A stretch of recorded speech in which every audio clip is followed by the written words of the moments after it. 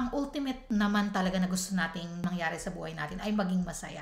Kaya nga tayo nangangarap na magkaroon ng ganito, maging ganon, because we wanna be happy.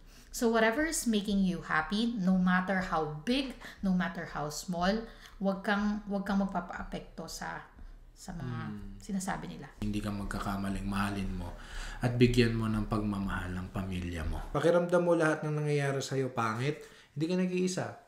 Yeah. Kung lahat ng nangyayari sa'yo maganda, hindi ka nag-iisa. Ano kailangan mong gawin? Yung sinabi ni Joy, magpasalamat ka kung anong meron ka ngayon. Amen. Hello everyone, this is me again, Joy Fajardo. Welcome back to our brand new YouTube channel. Ayan guys, magpo 1 month na tayo. Salamat sa continuous na pagsuporta, panonood nyo sa aming mga videos.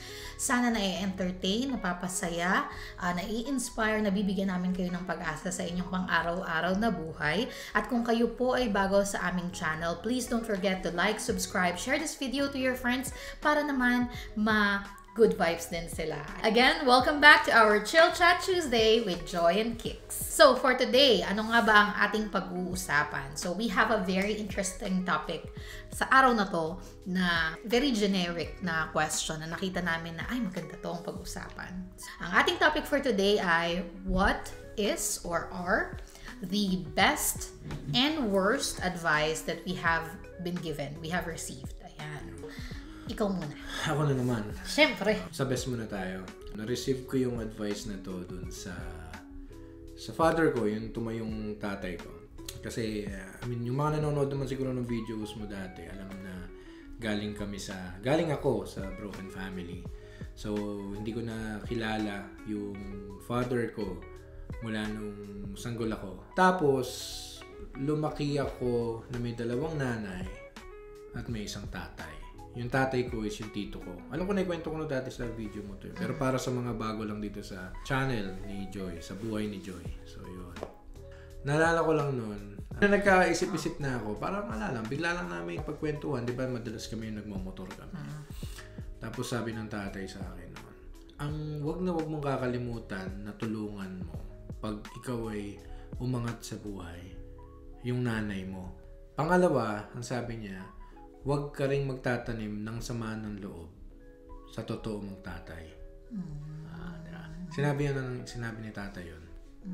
By the way, si tatay ay nasa na pala ngayon, nasa langit na siya ngayon. Napakaganda lang nun kasi kinalakihan ko siya na parang every time na may mararating ako o nararating or gustong marating, ang lagi kong nasa isip, sa likod agad ng isip ko nga, is yung family ko, yung mother ko, yung sister ko, yung kuya ko, silang lahat. Kung sino yung mga kasama ko na lumaki, kung sino yung mga kasama ko sa buhay.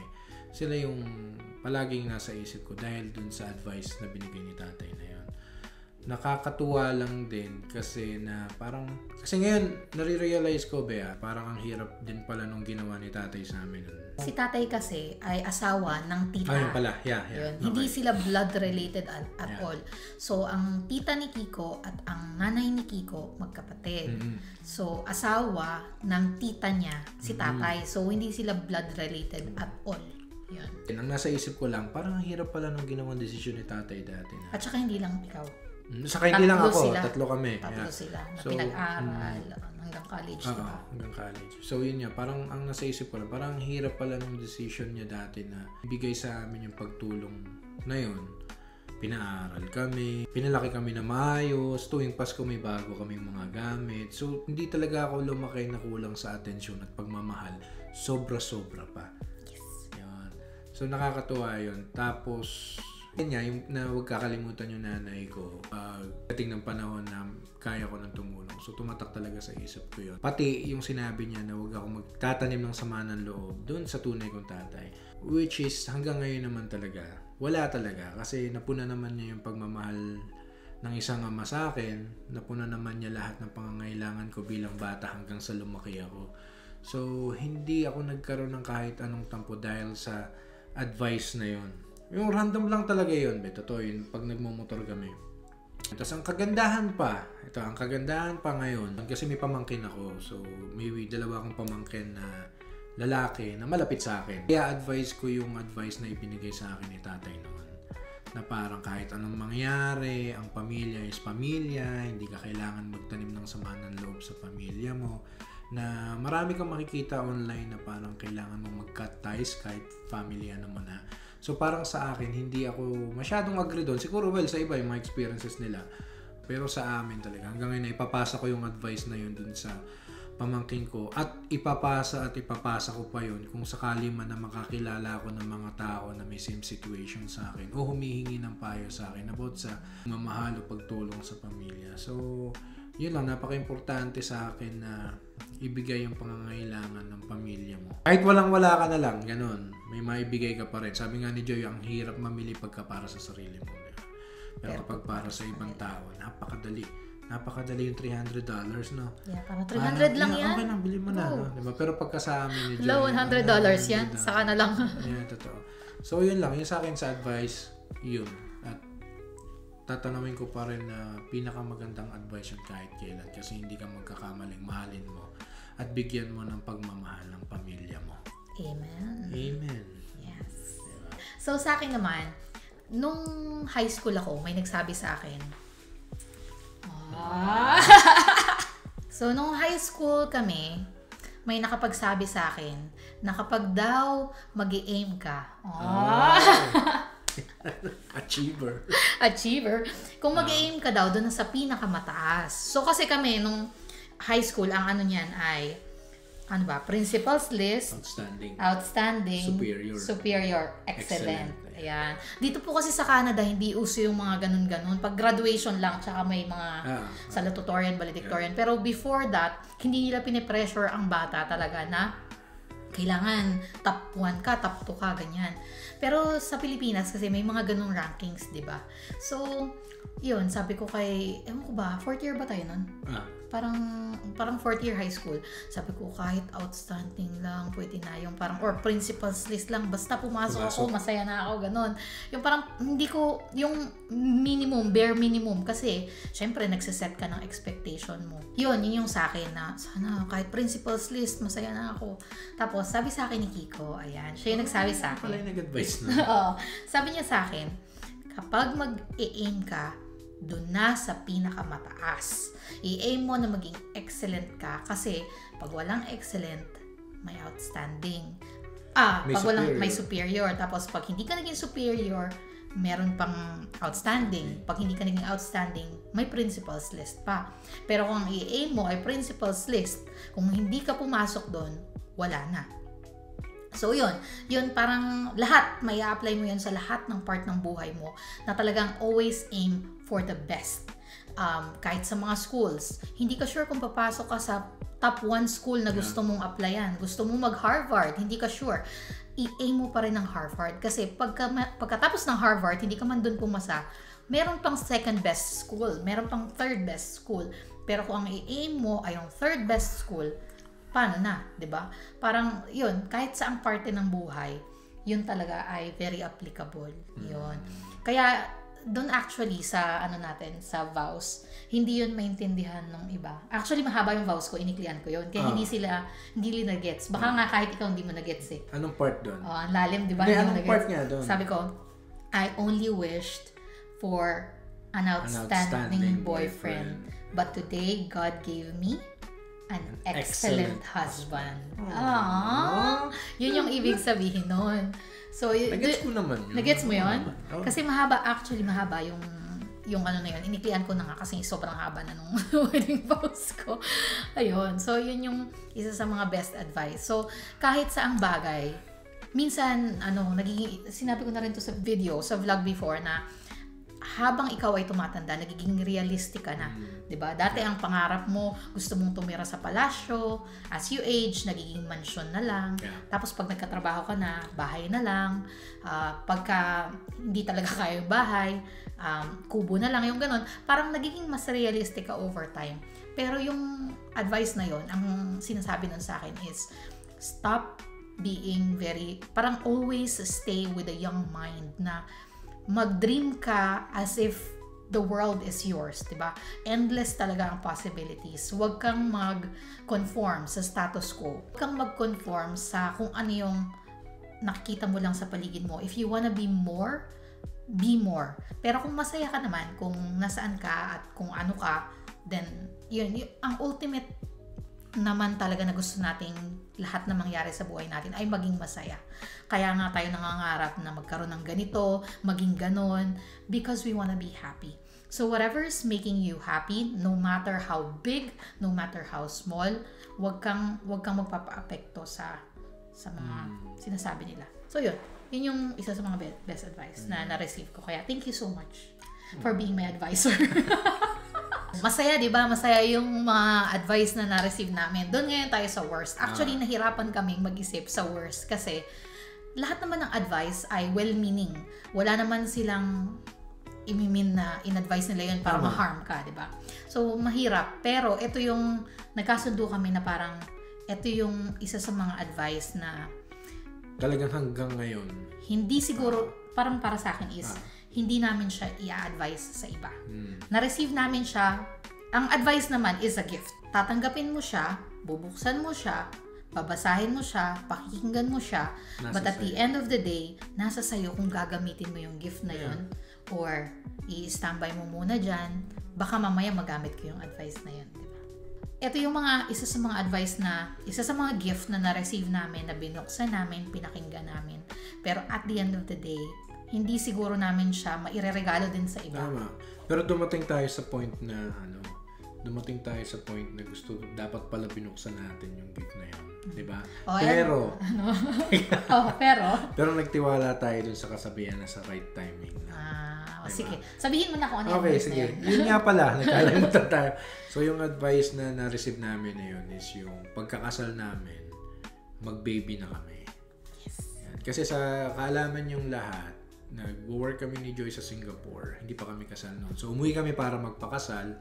Tapos maraming nag-advise sa amin. Alam niyo naman, syempre typical Filipino mga auntie, kahit naman sa side namin lahat naman sasabihin na mag-anak na kayo, ganyan.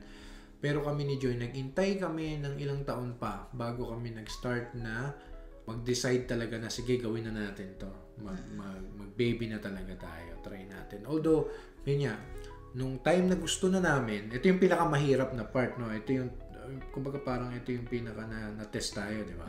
Nung gusto na namin magka-baby talaga, ang tagal namin inintay. Hindi naman siguro lingid sa kaalaman yung lahat sa mga nanonood kay Joy. Ang tagal namin inintay si Vibe. So, ang sa akin lang noon, ready na kami. Ngayong dumating siya, ang nasa isip ko talaga, ito na yung right timing na sinasabi ni Lord, na kaya nyo ng dalawa. Di ba? Kasi naalala mo, nagpunta pa tayo ng ibang probinsya para magpa-test, magpa-check, nag-sperm count ako, nagpa-test siya lahat, nagpa-MRI. Normal lahat. Tapos, ginanong-ganong pa yung sa akin. Pantay daw? Pantay naman. Hindi pantay. Paling. Dahil ginanong-ganong pa nga. So, tapos ang sabi sa akin ng, urology ba yun? Urologist ba?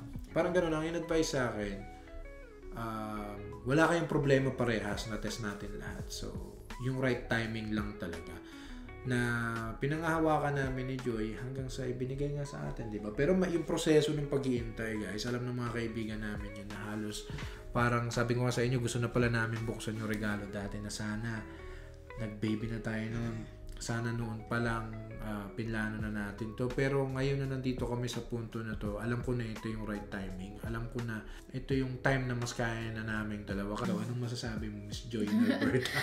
Hindi naman siya masamang advice. Yeah. Hindi naman talaga worst. Pero wala kasi kaming maisip ng masamang advice, di ba? Ang feel lang namin dun, it goes both ways. Na parang to advise someone na mag-baby na kayo or to not advise someone na wag muna kayong magbe-baby is actually a very nakaka-pressure yan. Yun. Nakaka-pressure yan. Yung sasabihin nyo, bago magpakasal, wag muna kayo magbe-baby. Enjoy mo muna. Or yung kabaliktaran na, mag-baby na kayo, tandaan nyo na. So, doon tama ka nga, doon nanggagaling yung pressure. No? So, akala natin matagal tayo naghintay. Actually, hindi naman eh. Yun nga, pero ang totoo nun, na-pressure lang siguro tayo. Yeah, kasi 2018 lang naman kami kinasal. 2019, end of 2019 tayo nag-start. Gusto na natin ng baby. So 2019, 2020, 2021, nagka-baby na talaga tayo kaso nga hindi nagtuloy. Tapos 2022 nabuntis na. 2023. So 5 years. Bago ako talaga nag-conceive. So, yun. Yun nga, to advise someone na mag-baby na kayo or wag na kayong mag-baby, nakaka-pressure kasi yun, guys. Kahit alin dun sa dalawa yung i-advise mo, nakaka-pressure talaga siya.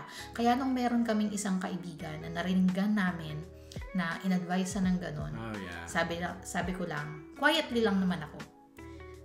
Te, kung kailan yung gusto nyo, yun. Kung gusto mo na, go. Kung ayaw mo pa, wag. Nasa iyo yan. Kasi kada tao, merong mag-asawa na pareho silang magkakasundo na ayaw nilang magkaanak. Merong mag-asawa na gustong-gusto nang magkaanak. Tapos sasabihin mo pa mag-anak na kayo. So, yon, nakaka-pressure siya talaga. Tsaka yung kailan ba kayo magbe-baby? Yun. Parang wala pa ba? Yun, medyo nakaka-pressure yun. Kung sakali na isa tayo sa unknowingly na ganitong magsalita sa mga couples. Couples or medyo tayo ngayon, nag-iisip tayo ng konti, ay medyo nakakaano pala ako. Yun. Kasi kung wala kayo sa sitwasyon, hindi nyo alam na ganun pala. So, sinishare namin ito kasi ito yung na-experience namin para alam nyo na, ay, ganun pala yung feeling nila. Akala ko okay lang nung sinasabi ko na ganun. Actually, okay lang naman. Sa amin, okay lang kasi hindi naman kami sensitive masyado. Pero may times talaga, lalo na kapag magpipiti ka na negative, yun, na parang, anong mali sa akin? Anong kulang? Lahat naman ginagawa ko. Parang ready na, ito na, may room na si baby. Ito na yun eh. Pero wala si baby. Bakit ganon? Dugtungan natin ng konti. Kasi doon tayo sa best and worst advice na na-receive natin. Ngayon naman, maikli lang kasi kung mahaba na to, pwede mo nga lang ikat eh. Ano naman yung isang advice na ibibigay natin? Sa mga tao? Siguro kung sino yung hihingi ng advice na nasa isip ko ngayon. Ibibigay ko. Sige. Ibibigay ko yun. So kung ito, naghihingi kayo ng sign, this is the sign. Charot. I'll go. So, si Joy muna yung unahin. Wala ka pa? Wala pa. Ako. Sige. Ito lang yung i-advise ko sa'yo. Kausap kita ha. Para sa'yo to. Makinig ka ha. Para sa'yo to. Baka hindi nakasubscribe. Pag-subscribe mo muna. Mag-subscribe ka muna. Tapos tsaka natin tutuloy. Charot. Ito yung may advice ko sa'yo. Kung nasan ka man ngayon, dun ka gusto ni Lord. Kaya magpasalamat tayo. Magpasalamat ka kung ano man ang problema, kung ano man blessings dumating sa'yo. Yan yung pinaglagyan sa'yo ni Lord. Wala ka sa maling spot ngayon. Nasa tamang timing ka, nasa tamang lugar ka ngayon. Yun, kung nasaan ka man ngayon, yan yung perfect na pinaglagyan sa'yo ni Lord. Ngayon, kung may plano si Lord na i-move ka pa mula dyan sa lugar na kung nasan ka ngayon, dadating yun sa tamang panahon na tinakda ni Lord. Pero, kailangan mo rin paghirapan. So, yan. So, yun lang. Kung nasan ka ngayon, hindi ka nahuhuli, hindi ka nauuna, nasa perfect timing ka, dyan ka gusto ni Lord. So, yun. Be happy and just do your best. Mangyayari kung ano yung dapat na pinlano ni Lord para sa'yo. Okay? Ganda na. Ganun din yung sa akin. Dahil sa akin na lang, kung ikaw man nakikinig ka, siguro marriage advice na lang. Marriage yung sa akin. About sa kasal. Kung ikaw, ikakasal ka, siguro sa'yo na to, check sa'yo to. Okay. Sabayo ko kung pakiramdam mo minsan yung misis mo laging kontra sa'yo. Kung pakiramdam mo yung misis mo, wala ka nang sinabing tama. Kung pakiramdam mo yung misis mo lagi kang kinokontrol, hindi ka nag-iisa! Bakit alam ko yung sasabihin mo?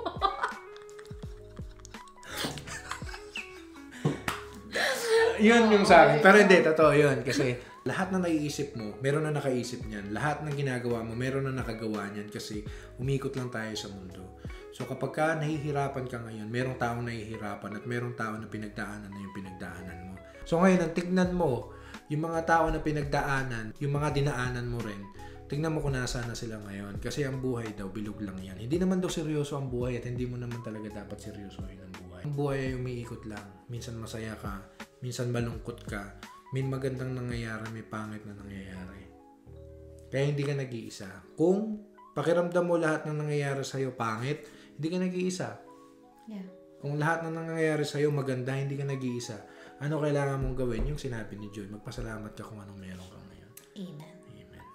And that's how we end our discussion for today. Sana nag-enjoy, napasaya, na-entertain, nabigyan ng pag-asa, na-inspire namin kayo. At kung meron pa kayong gustong pag-usapan namin, comment lang kayo sa baba. At syempre, panoorin nyo kami, guys. Pauwi na tayo ng Philippines. Pag-pray nyo rin ang aming safe travels. Ayan. So, meron kaming mga videos na pre-recorded na ipe-play in the next coming days. Pero, ayan. So, stay tuned and happy monthsary sa atin! Alright, thank you so much sa pag-tune in sa Chill Chat Tuesday with Joy and Kicks. Salamat!